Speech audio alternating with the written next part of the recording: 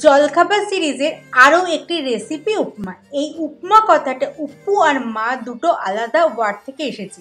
উপ্পু মানে নুন আর মা মানে ময়দা। তবে যে খাবারে উপ্পু থাকে তামিলনাড়ুর লোকেরা সহজেই বুঝতে পারে যে এটা নোনতা খাবার। যেমন আমরা সেভরি মানে বুঝি এটা নোনতা খাবার আর ডেজার্ট মানে মিষ্টি, তেমনই তামিলনাড়ুর লোকেদের জন্য saltiness is significant communicated in the name উপমা।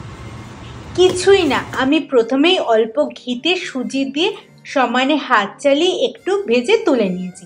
ওই প্যানেই সামান্য সাদা তেল দিয়ে তাতে সর্ষে, কারি পাতা, চানা ডাল, বিউলি ডাল, কাঁচা লঙ্কা কুচি, পেঁয়াজ একটু বড় বড় কেটে দিয়েছি।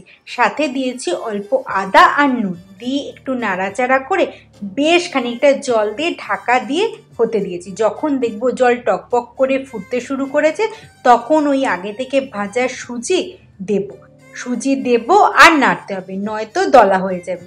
সমানেই নাড়তে নাড়তে যখন দেখবো একদম মাখো মাখো হয়ে গেছে তখন গ্যাস বন্ধ করে ওপর থেকে লেবুর রস আর ঘি, অল্প করে ধনেপাতা কুচি ছড়িয়ে নিলেই রেডি আমাদের উপমা। এটা একটু আচার দিয়ে খেতে আমার ভালো লাগে, তাই আমি এখানে দু রকম আচারের সাথেই পরিবেশন করছি।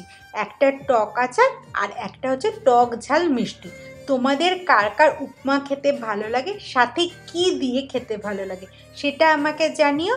তবে এই সাউথ ইন্ডিয়ান ডিশ উপমাকে আমাদের বাঙালি স্টাইলের সবজি দিয়ে নুন সুজি, সেটাও কিন্তু খেতে দারুণ লাগে, তাই না? আজ তাহলে আসি, টাটা।